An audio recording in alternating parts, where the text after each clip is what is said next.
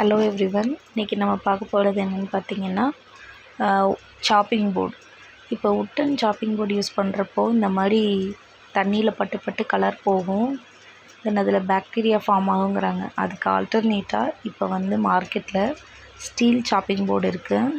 அது எப்படி இருக்குதுன்னு வாங்கி 1 வீக் யூஸ் பண்ணி பார்த்துட்டு தான் உங்களுக்கு நான் ரிவ்யூ கொடுக்குறேன். இது ரொம்ப நல்லாயிருக்கு யூஸ் பண்ணுறதுக்கு. இதில் 2 சைடு இருக்குது.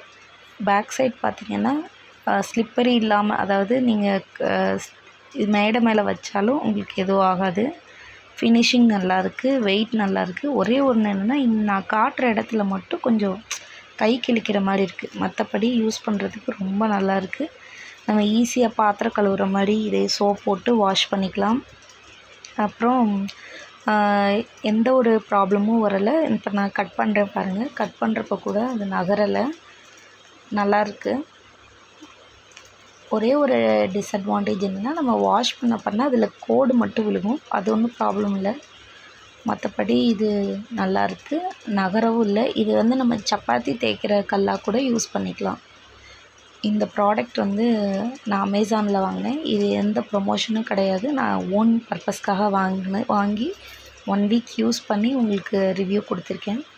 இதோட லிங்க் வேணும் அப்படின்னா எனக்கு லிங்க்குன்னு கமெண்ட் பண்ணுங்கள். தேங்க்யூ, சப்போர்ட் பண்ணுங்கள்.